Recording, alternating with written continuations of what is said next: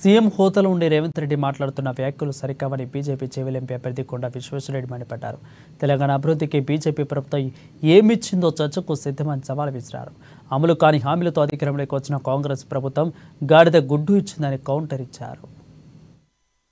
కేంద్రం ఏమి ఇయ్యలేదు, గాడిది గుడ్డులు ఇచ్చిందని అంటున్నారు. ఓ గాడిది గుడ్డు కూడా చూపెట్టి, కానీ ఐదు కేజీల బియ్యం చేది అది గాడిది గుడ్డు కాదు. ప్రజలకు అది తెలుసు. 5 కేజీల బియ్యము ప్రతి పేదవానికి వస్తున్నది. మద్దతు ధర రైతులకు వస్తున్నది. అది గాడిది గుడ్డు కాదు. దాదాపు 20,000 కోట్ల కంటే ఎక్కువ మద్దతు ధర వస్తుంది కేవలం బియ్యం కొంటుంది. అట్లనే యూరియా సబ్సిడీ, అది దాదాపు 90% సబ్సిడీ.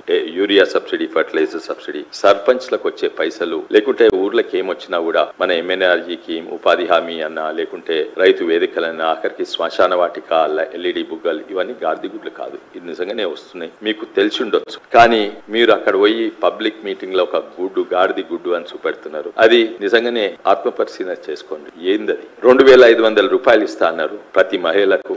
అది ప్రజలకు గాడిది గుడ్డు తీరకన. మీరు మహిళలకు, మళ్ళా పెన్షనర్స్ లకు 4,000 రూపాయలు పెన్షన్ చేస్తా అంటున్నారు. పెన్షన్ వస్తలేదు, ఉన్న పెన్షన్ చక్కగా వస్తలేదు. అదే కాక నిరుద్యోగులకు 4,000 రూపాయలు ఇస్తా అన్నారు. ఇవి గాడిది గుడ్డుల తీరు కనబడుతుంది. మళ్ళీ రైతులకు 500 రూపాయలు బోనస్ ఇస్తా అన్నారు మద్దతు ధర మీద. అవి గాడిది గుడ్డలు తీరు. మరి రైతులకు రైతు బంధు 15,000 రూపాయలు చేస్తా అన్నారు. ఇప్పటి వరకు ఆ 10,000 కూడా చక్కగా వస్తలేవు. అదే కాక 2 లక్షల రూపాయలు రుణమాఫీ డిసెంబర్ వరకు వస్తుంది. జనవరి, ఫిబ్రవరి, ఇప్పుడు ఆగస్టు అంటున్నారు. ఏ ఆగస్టు